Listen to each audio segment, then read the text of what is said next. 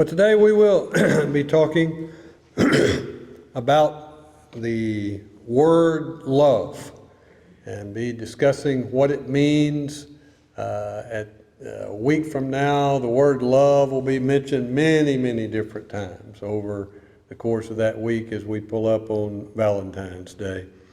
And they say love is blind, but marriage is a real eye-opener. Now, my wife would testify to that. You know, she was in love with me. Oh, what a wonderful man. Yeah. And then suddenly we get married and the scales come off. Well, I didn't see that when that was happening. You know, what's wrong with him there? But that's true. And another one is everybody's normal until you get to know them. And then on a more serious side, the word love is predominant in the New Testament, and certainly a trait in our Christian faith. You know, for God so loved the world that he gave his only begotten Son. What is the first and greatest commandment? Love the Lord your God with all of your heart, all your soul, all your mind, and all your strength. And what's the second one? Love your neighbor as yourself. God is love. They'll know we are Christians by our love. So that will be the theme of today's message. If I were to put it in a nutshell for you, we won't stand as we usually do to read Scripture because I have about 4 different ones that are scattered about, so I'll just wait and I'll read those to you as we share together. But if I were to put everything in a nutshell, it would be practice these 4 aspects of love, and those you love will feel loved.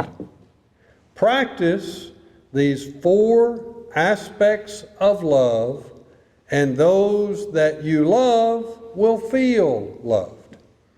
And a little mnemonic that we're going to use to help you remember, we'll take the first letter, or each letter in the word love, and we'll have one word associated with that letter.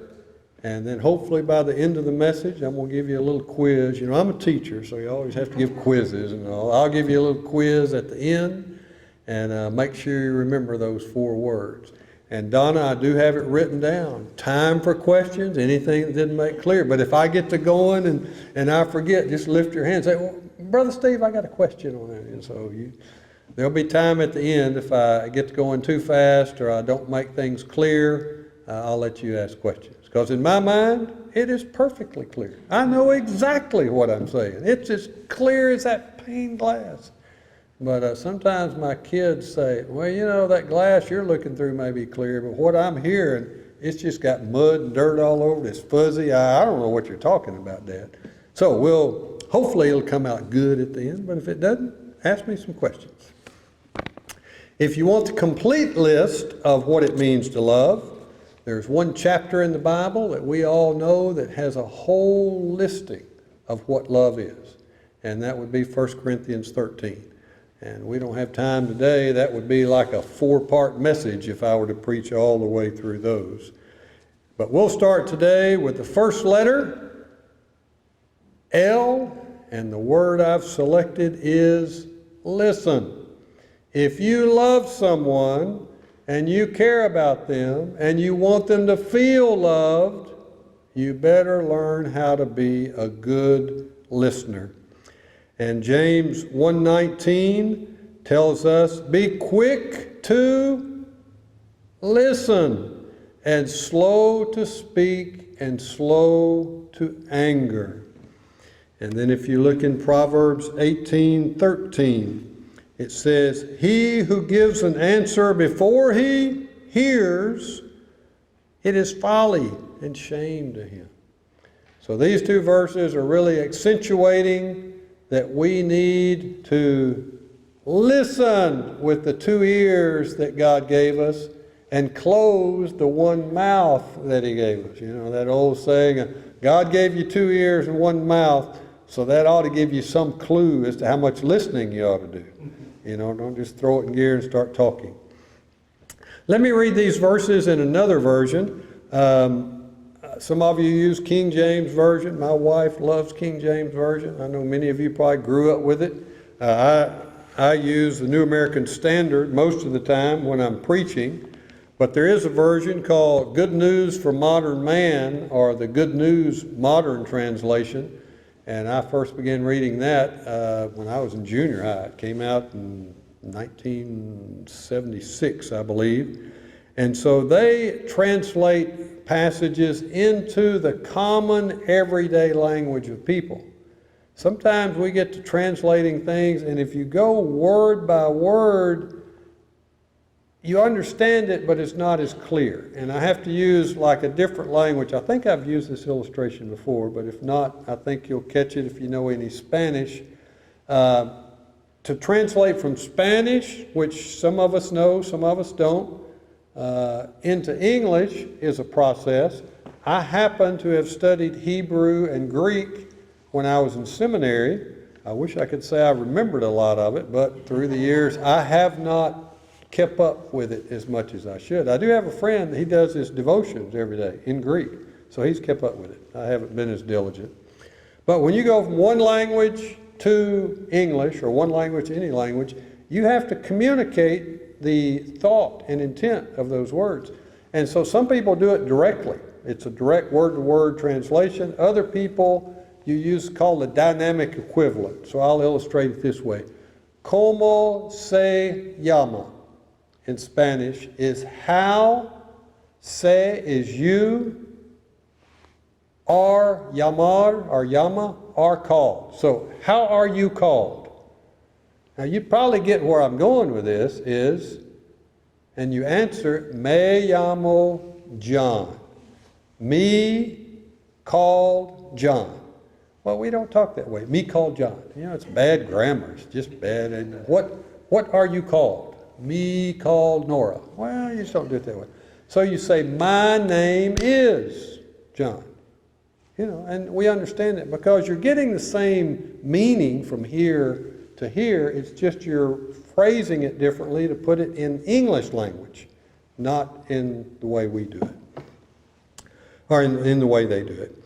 So when you look at the way these passages are translated from Greek, and in one case Hebrew with Proverbs, I'll read them now in the Good News translation. So Proverbs 18:13 is a very interesting one. I like the way they translate this one. Proverbs 18:13 in the Good News version says, listen before you answer.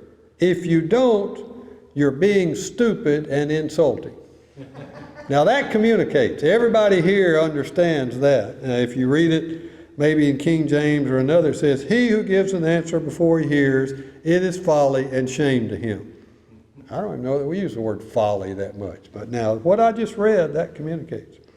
And then James 1:19, which we just read in the Good News, it says, remember this, my dear friends. I'll come back and cover that in just a second. Everyone must be quick to listen, slow to speak, and slow to become angry.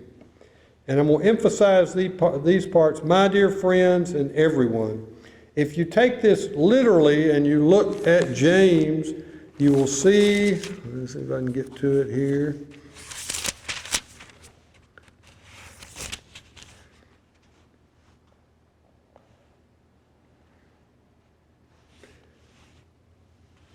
That if you do it literally in Greek, as they've done in New American Standard, this you know, my brothers, let every brother or let every man be quick to hear, slow to speak, and slow to anger. That's the literal translation when you look at the wording, because they use male pronouns and male endings. You know, and where if you look in Spanish, it was true in Russian, you have male and female nouns. And so, but the communication is, it's not just talking to John and to me and to Mike. Listen, brethren. It's a word that communicates everyone. Now, some versions, you get into nuances of this, and you can go all day long on this. Some versions go brothers and sisters, or men and women. And then somebody's going to raise their hand and go, well, what about this? Well, what if they're a teenager and they're a Christian? Well, you got a point there. It's not just men and women, but if Melissa and Emily were here, it communicates to them. So they choose to translate it, everyone, when you look at this. So remember this, my dear friends, talking about the totality of the people that hear the Word of God, everyone, not just men and women, but everyone, including children, teenagers. Everyone must be quick to listen, slow to speak, and slow to become angry. So I chased a little rabbit on that, but I wanted to chase him. So as we say, I just shot him. He's gone. So no more language lessons. Back to what it says. Be quick to listen, slow to speak, and slow to become angry. Now, I often get these mixed up, when to become slow and when to become quick. Again, my wife will testify to that. But she's nice, so she'll just probably smile and nod her head. Now, the kids will be real bad. Oh, yeah, Dad gets that mixed up a lot. He's quick to become angry and quick to speak, but he's real slow to listen. I said, okay, let me see if I've got this straight. You're supposed to be quick to listen. Yeah. Just quick to listen. And quick to speak. No, Dad. Slow to speak. Just let me talk. Don't try to fix it. Most men, get halfway through the sentence. Fix it. We're here to fix it. We're engineers. Give me a problem, I'm going to solve it. I don't care how you feel about it. I don't want no feelings. We want to get facts down here. We're going to fix this thing. Well, no. You just listen. Talk. They don't want it fixed. They just want to talk. So you listen with the 2 ears that God gave you. Keep your mouth closed. Certainly don't get angry. To illustrate some of that, when I was doing student work after I graduated from university with my bachelor's degree, I moved to a town about 60 miles north, Arkansas Tech University. It had the only nuclear power plant in the state of Arkansas at that time. That school district raked in the money. They had the best school system in the state. They've since changed all that. But that's where I lived and worked with students, and we went through, how to lead a Bible study, how to teach people to pray, how to share your faith. And we got to one little session, and the guy said, okay, now you're going to have kids have lots of problems, and you're not much older than them. And he didn't say it in this way, but he said, you don't know a whole lot more than them. He said, now here, I'm going to give you the title of a book. And that's all you need to remember when you're counseling with university students. Anything beyond the title of this book, you send them to me. Don't try to get into counseling because you don't know all the stuff you need to know. He said, now remember the title of the book. Here's the title of the book. The Awesome Power of the Listening Ear. Just let them talk. Some people just need to talk. They've got it all in their gut and they just need to get it out. And just nod your head and let them talk. That's all you're going to do. Okay? Don't try to be a psychologist. Just let them talk. Awesome power of the listening ear. Dale Carnegie, in the 1936 classic that he wrote, How to Win Friends and Influence People. One of the major principles is ask a question and listen. Too often we ask a question and they talk a little and we want to impress them with how much we know and answer our own question. Well, no, just be a good listener. When you ask a question, don't interrupt. Don't try to clarify what they're saying. Don't try to say, well, that's not quite right. Where did you get that fact? Just listen. Just let them talk. If you want to win friends and influence people, one of the best things you can do is be a good listener. Ask questions that promote conversation. That old saying, when you talk with your kids, well, did you have a good day at school? Or say yes or no. Ask it, well, of all the things that happened today at school, what was the best thing that happened to you? Describe it to me. Well, they've got to do a little more thinking, and hopefully you get a little longer answer. But learn how to ask good questions, and then zip it, and just let them talk. Let people talk. So, number one aspect of if you love someone and you want them to feel loved is listen. All right, let's move on to the next one. L-O, and for that one I've picked overlook. And I've used Matthew 6:14 for that. Forgive as you have been forgiven. I think I preached on that several weeks ago, on forgiveness. Another way you can word this, overlook as you have been overlooked. A lot of people overlook your faults in life, your little idiosyncrasies, the little things that bug them. They overlook it and keep moving. You need to do the same.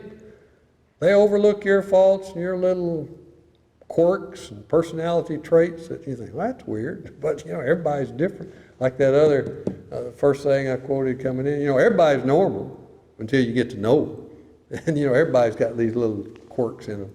So we overlook some faults in people's lives simply to show that we care about them. Couple of illustrations on that. I was reminded of one in a sermon that I heard. Was a mother she was one of these real perfectionist kind of people, wanted to teach her son all these things before he got to college. He said, now son, you wear your clothes through the week, and on Saturday morning, it's time to wash, and when you wash, I'll show you how to divide the darks from the lights and do this. And then you put them in the dryer, and you make sure around the house. And when the clothes, the ding, ding, ding, bell goes off, if you get them out quick enough and hang them up quick enough, you may not have to iron. That'd be a great thing to learn in college. And he's, typical teenage boy, And so he's around, she's teaching him how to wash, put the clothes in, let them run a while, and then put them in the dryer, and he's playing his Nintendo game or whatever he's doing. Ding, ding, ding, ding, ding. John, I told you, you need to listen to the bell. Get in here. Let me show you how to do it. And she said, she just owned him. Said, I told you, why don't you listen to me? You're not going to be a success in college. You need to learn how to do this. And just all over him. And he finally stopped and said, Mom, I appreciate if you can get on to me so much about this. I'm trying to learn it, but give me a little space here. Said, you just remember, this Saturday morning, you're yin about me because I'm not getting the clothes out of the dryer quick enough. What's Miss Harris down the street doing this morning?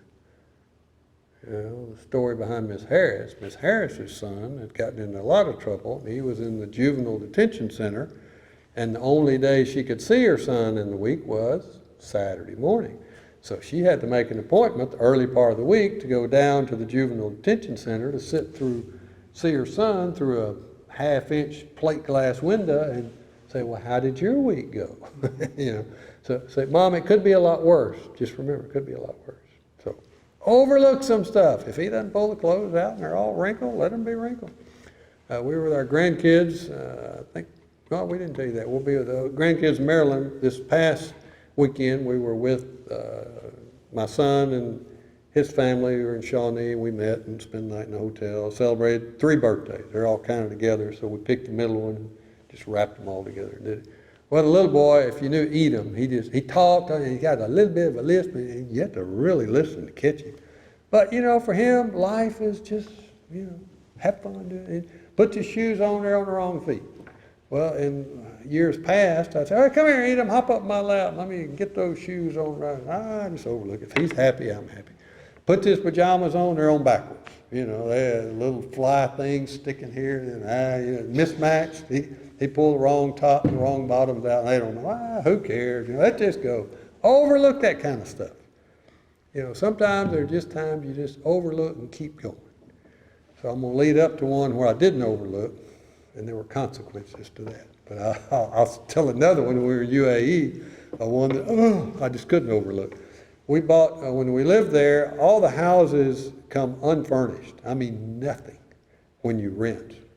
And so you have to buy all your appliances, your furniture, and everything. So we went to this expat site. A lot of oil workers work there. They make 6 figures plus. When they get ready to leave, they basically just give it away. So you try to get on there and get there first. Well, we got to one couple, they were moving back, and they had all their appliances were Bosch. If you know anything about German engineering and the way they make good appliances. And we got a great deal on them, and anyway, they asked us over to eat, and then we were going to get a truck to come, load them up, take them back to our house. So we went over to eat with them, get to know them, and they'd ordered all this food. She didn't cook, I guess, or didn't want to cook, and ordered all kind of food, like hummus, grilled chicken, rice, they call it falafel, and then the bread, we call it pita bread, just a whole bunch to eat. What were we eating? We were full, and so we're looking at all the food left over, and then said, well, let's go ahead and talk some about this, and she went and got a trash can and put it at the end of the table and literally did this, just dumped all this food in the trash. And I go, I was having trouble overlooking that one. Because we spent 3 years in Africa, and people there literally, from the time they got up in the morning, their number one job was to try and find enough food to eat for them and their kids. And then the way Kathy and I are brought up anyway, we just don't waste food. So if we ever happen to have a potluck here, a good Baptist potluck, everybody brings something to eat and there's food left over, please, if you don't want it, don't dump it in the trash while we're looking. I'll just I may have a heart attack or something. So I did overlook that, but we got in the car and got to talking. Man, I wish we'd have said something like, well, if y'all don't have plans to eat the food, we've got a bunch of kids at home, we'll box this up. And they would have said yes, I think.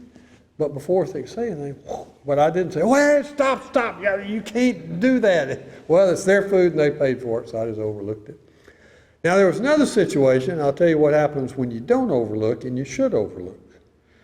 I wasn't as mature then as I was now. So we had all the kids in. We'd been overseas. We had them out in a little house that we were staying in. Most of the kids got in, if not all of them at that point. They had all the kids there, hadn't seen each other. We had either bought a bunch of chicken fingers or made lasagna, some big meal. Anyway, salad was to the side of it. And so they were making all the plates and put the chicken fingers on there and salad, and kids being the way they are, most of the kids just want to eat chicken fingers and ketchup. Mommy, do I have to eat the salad? No, just throw it away. First one got me. I said, nope. And then the second one, Mommy, this salad stinks. I don't like the taste of it. Okay, just throw it away. Because they were talking and interacting. Well, about the third time that happened, I thought, can we just have time out here? If the kids don't want to eat salad, maybe we could just not put salad on their plate, and they can eat the chicken fingers and the ketchup or whatever, and, let me do that. Well, without going into all kind of background stuff, it lit the fuse in one of our, we're all down here, and you're more concerned about 50 cents worth of salad than you are. Well, instead of me saying, I'm sorry, I should have just overlooked that and let it go. I dug in, She got me publicly, by George, I'm coming back publicly. Well, if it's your money, then you do what you want, but I'm not going to pay to throw money in the trash can. Well, the bomb got bigger then. So that messed up everything for quite a while. We had to go talk. So I should have overlooked, and I didn't. Sometimes you pay the price on that. Other times, you shouldn't so much overlook. So doing that. Now I did come up with one illustration. That's the one you certainly overlooked. Now there's one, any of you play tennis? Estali Naste. You remember him from Romania back in the 70s? Okay, this is one time you shouldn't overlook. Anyway, he's a big tennis player, made a bunch of money, and he's from Romania. They're dirt poor, and they were traveling around the states and they were playing these tournaments. And news came out that his credit card had been stolen while he was in the States. And they asked him, they said, well, why didn't you report it stolen to the police? And he kind of looked with a grin on his face and said, I just overlooked that one. Whoever stole the card was spending less money than my wife was spending, so I just kind of overlooked it. So at the time you don't overlook, but for the most part you do. All right, number 3, value.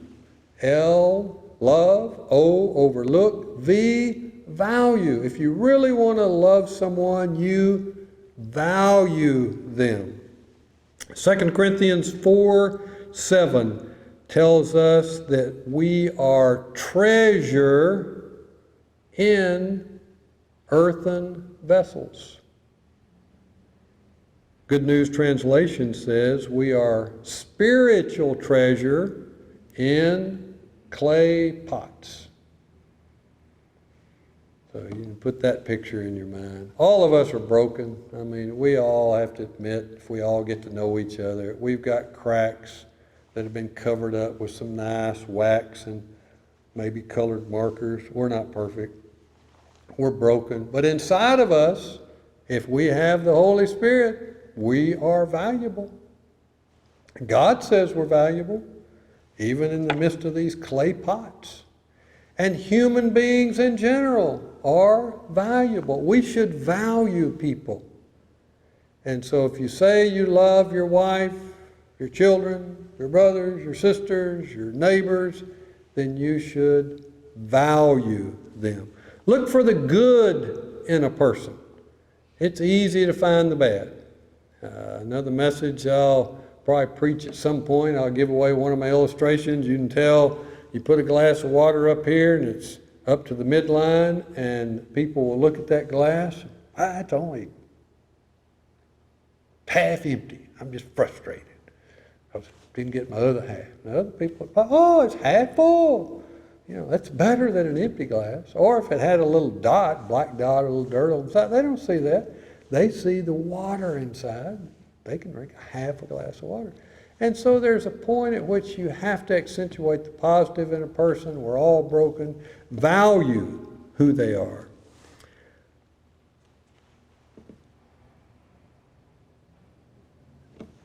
If I were to give advice now to the wives, maybe my wife, see the treasure. See your husband as a treasure in earthen vessel. The next time he frustrates you, gets on your nerves, doesn't do what you ask him to do, just think, oh, I'm blessed. There's a treasure in there in an earthen vessel. So you have to look at people that way. You know, you've got neighbors that way. You've got relatives that way.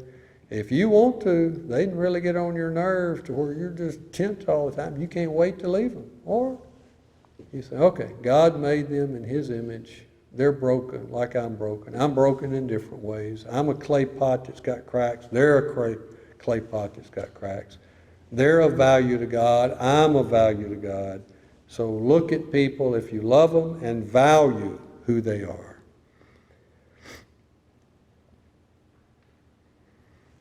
Let me share with you one illustration that I found very interesting. I'd heard of it years ago and was able to print it off this morning to illustrate the treasure in earthen vessels. The title of the article is Once Stolen, Roman Tettenberg's Stradivarius Returns Once Again. Everyone know what a Stradivarius is? Violin that only about 600, they're saying now 550 in existence today, made by a guy back in Italy. For nearly 4 decades, Roman Tettenberg and his precious violin danced on major orchestra stages all around the world. It was crafted by Antonio Stradivarius in 1734. But Tettenberg's intimate relationship with his rare instrument came to a shocking end. NPR's legal affairs correspondent, Nina Tettenberg, has unfolded her family's true crime story many times, but it never gets old. In 1980, my father, who was then the head of the L.O.V.E School of Music in Cambridge, played a recital there. After he stopped to chat with some friends outside of his office, Roman Tettenberg experienced a nightmare. When my father returned to gather his beloved Stradivarius, his musical dancing partner, as he called it, for some 30-odd years, it was gone, said his daughter, Nina Tettenberg. For the lifelong musician who started playing as a child prodigy, it was like losing his arm. The theft captured international headlines, and the FBI swooped in as only an estimated 600 Stradivarius violins still exist today. But Nina, his daughter, said that her father's robbery remained a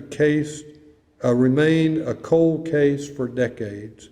When people around the Boston University professor when people asked the Boston University professor if he thought his violin would ever be found, Nina, his daughter, said in his Polish accent, "After I have kicked the bucket." Sadly, he was right about that and about the culprit. The stolen Stradivarius reappeared in 2015, 3 years after Roman Totenberg died at age 101. "The thief was the person my father always thought it was," Totenberg said, "a guy named Philip Johnson who was an aspiring musician. He was not a student of my father's, but his ex-girlfriend was. And my dad was always suspicious of him." After this man, Philip Johnson, died in 2011, his ex-wife found a locked, dusty case in a closet. And inside it was a beautiful violin that said it was made in Cremona, Italy in 1734. And so, to condense about 8 more pages of reading, FBI came in, took the case, they had it authenticated with people that do that, and they said, "This is it." They told his ex-wife, Philip Johnson's ex-wife, "This is stolen property that's been reported. We have to take it." And they're not charging her. She didn't know anything about it. And the dusty old case held within it a treasure that was valued at millions of dollars. Returned to the family. They in turn received money for it, and it sits at a music school now to be used for up-and-coming musical prodigies to play on this beautiful violin. But the point of this illustration, if you just looked at the case, it was a dusty violin cover, old, kind of banged up. You open it, and there's treasure inside. So all of us, I think none of us are in our 20s anymore. We're getting older, gray hair, probably a little dust on all of us. And the way I'm thinking, I say, Caddy, I can't remember. Now, who was that we met? I'm having trouble remembering that. So, but inside of you, inside of me, there's the treasure of the Holy Spirit. And with that, we need to remember we are valued by God, and we need to value others. Remember, the second commandment is love your neighbor as you love yourself. It's hard to love other people if you don't love yourself. And that's not meant to put you on an ego trip. It's meant to put you with the truth and recognize the God of all eternity has placed His Holy Spirit within you, and you're of value. And if you're valuable, you can treat other people with value. So I would ask you to look around at people in your life, in your family, your neighbors, your friends, and begin to treat them with value. If you say you love them, then you need to value them. And then we'll move to the last one, E. So L is what? Listen. O is? Overlook. V is? And E is? Any guesses on E? Huh? E. Well, what's the word? E will be found in 1 Thessalonians 5:11. Therefore, encourage one another, build up one another. So again, if you say you love someone, then you'll want to encourage them. One of the keys to all relationships is being a positive influence in that person's life, to encourage them. It's often been said, encouragement to the soul is like food and water is to the body. You can't live very long without food and water. Your body just breaks down. There are not too many people that can live very long and stay mentally healthy if they don't have encouragement in their life. And we naturally gravitate toward those people that tell us that. And so I would encourage you to be a person of encouragement. This illustration I shared with you when I preached this passage in Hebrews, but it's worth repeating again. In the British Royal Navy, it is forbidden for a naval officer to speak discouragingly to a soldier.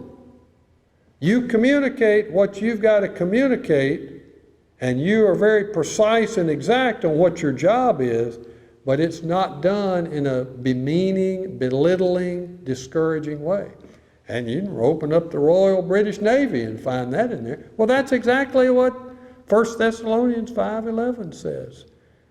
Encourage one another, build each other up. You can kill someone with a gun, a knife, a lead pipe, poison, physically. And you can also kill them emotionally, mentally, with discouraging words. If every time you see them, there's something you're going to say that's not, you just begin to wilt. So encourage people. It's not what you say, it's how you say it. And Eliphaz paid Job a great tribute. One of his friends and the trials that Job had, and the way Job worded things, the way he talked to others. Eliphaz looked at him and said, "Your words have kept men on their feet." There's something about a Winston Churchill type person. When you're in the trenches of war and you're just trying to survive, and you've got a leader like Winston Churchill that communicates with his soldiers, "I'm here with you, I'm going to support you, tell me what you need, we'll get everything we can out to you, but never, never, never, never, never give up." And that men took courage from that, and they fought on. And so we should be an encouragement to others. We should be like a Barnabas, whose nickname was Son of Encouragement. In the book of Acts, that was his nickname, the Son of Encouragement. Not be the son of nitpicking, or the son of finding fault, or if it's female, it's not going to be the daughter of gossip or the daughter of negativity. But we need to be sons and daughters of encouragement. Barnabas is our example here. And so if you really love someone, be an encouraging person to them. I'll read you a story of an elementary school teacher that put this into practice. So let me share with you the story of little Teddy Stoddard. There's a story many years ago of an elementary school teacher. Her name was Mrs. Thompson. As she stood in front of her 5th grade class at the very first day of school, she told the children a lie. Like most teachers, she looked at her students and said she loved them all the same. But that was impossible, because there on the front row, slumped in his seat, was a little boy named Teddy Stoddard. Miss Thompson had watched Teddy over the year and noticed he didn't play well with the other children, that his clothes were messy, and that he constantly needed a bath. And Teddy could be unpleasant. It got to the point where Mrs. Thompson would actually take delight in marking his papers with a big red pen, putting X's, and then putting an F at the top of his paper. At the school where Miss Thompson taught, she was required to review each student's past records, and she put Teddy's off until last.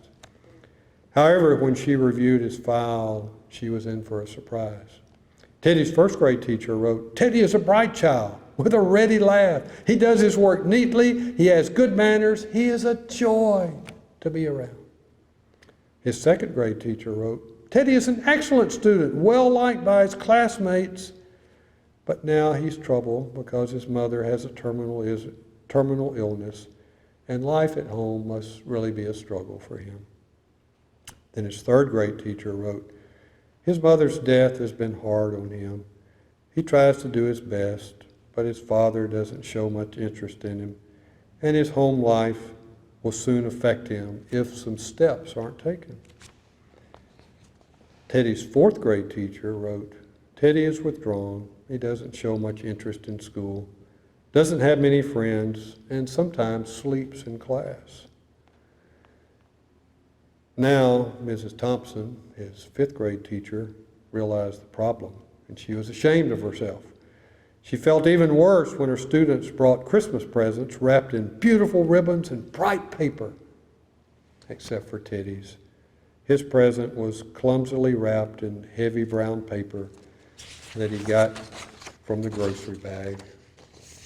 Mrs. Thompson took pains to open it in the middle of the other presents. Some of the children started to snicker when she found a rhinestone bracelet with some stones missing and a little bottle of perfume, 1/4 full. She stifled the children's laughs when she exclaimed how pretty the bracelet was, and she put it on and dabbed some perfume behind her ears. Teddy Stoddard stayed after school that day just long enough to say, "Miss Thompson, you smell like my mom used to smell," and then quickly left. After the children left, she cried for at least an hour. And on that day, she quit teaching reading and writing and math, and instead she began to teach children. Mrs. Thompson paid particular attention to Teddy. As she worked with him, his mind seemed to come alive. The more she encouraged him, the faster he responded. And by the end of the year, Teddy had become one of the smartest children in class, and despite her lie of saying that she loved all the children the same, Teddy became her teacher's pet.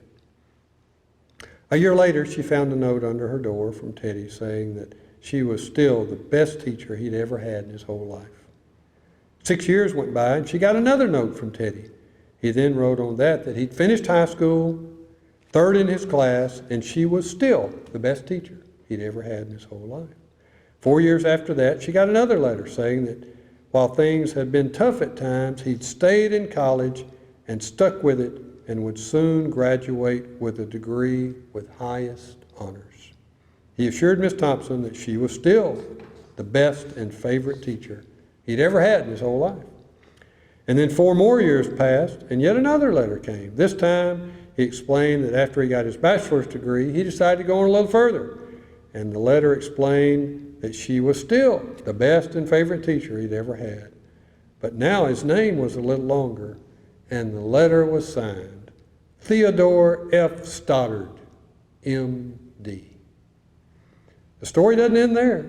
You see, there was yet another letter that spring. Teddy said he met this girl, was going to get married. He explained that his father had died a couple of years ago, and he was wondering if Miss Thompson might agree to sit in the place at the wedding that was reserved for the mother of the groom. And of course, Mrs. Thompson did. And guess what? She wore the rhinestone bracelet with several rhinestones missing, and she made sure she was wearing some of the perfume that Teddy remembered his mother wearing on their last Christmas together. They hugged each other, and Dr. Stoddard whispered to Mrs. Thompson, "Thank you for encouraging me.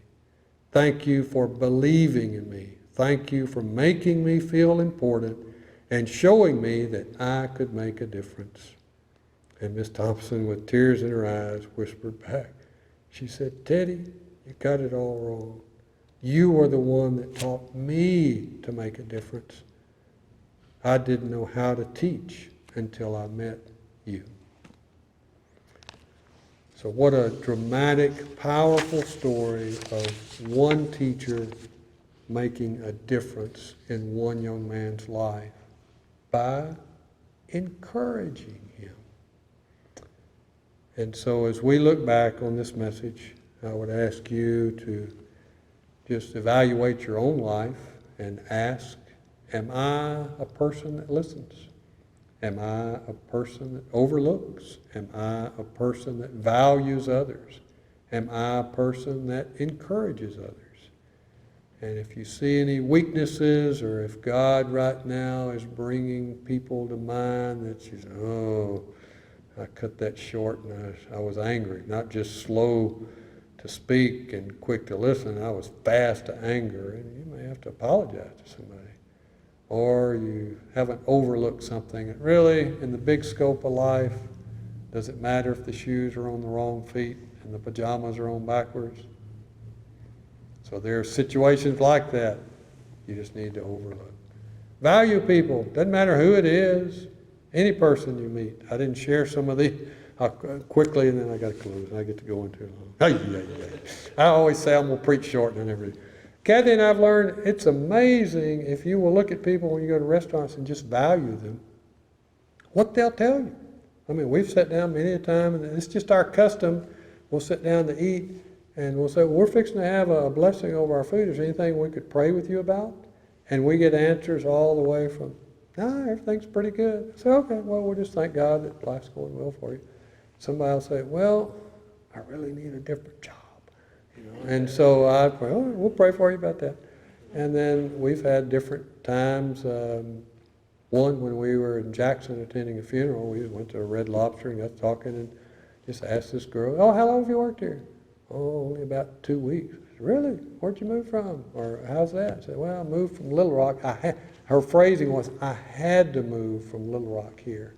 Now, I interpreted all that to mean something wasn't good happening there. And then she got to talking. I said, yeah, my son and I moved here. And he's trying to get used to school, and we're trying to get an apartment, and this is a job I had. And I'm assuming something was bad in the family, and they just had to get away.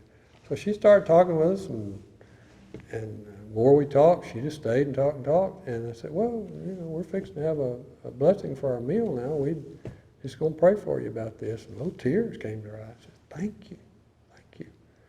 And then as we had the meal, we thanked her again for bringing it. And then Kathy and I got talking. We decided, well, instead of giving money to the church or money to this organization or that organization, we're just going to leave a big tip and just tell her, here's the tip for gift service. I'm sure a teenage boy eats a lot. Ours did when we had him. So here's some extra money to buy food. And she said, thank you. Thank you. So you can value people, encourage them that way. And we had another guy up here at Olive Garden. We did the same. He was a believer. He said, well, we're fixing to pray for our food. Is there anything we can pray with you about? Well, yeah, you can pray for my sons. I brought them up to do right, and they say they're believers. I'm a believer. I just want to thank y'all for praying. And we prayed for him. And he came back later and just kneeled down, put the knee and looked and said, I just want to say thank y'all for praying with me about my boys. I appreciate that. I want them to stay on the straight and narrow, but things are hard. And so all that to say, instead of seeing people as a waitress or a waiter or the trash man and hauling your garbage away, you value them, see them as people of worth, and then hopefully God opens the door. You can encourage them, help them in some way. So with that, encouragement. L-O-V-E, if going back to the what I said at first, following these 4 ideas of love, the people you love will feel loved if you'll put these into practice, plus read 1 Corinthians 13 and the more aspects of love there. But if you really love someone, you will L-O-V-E them. So with that, I'll close.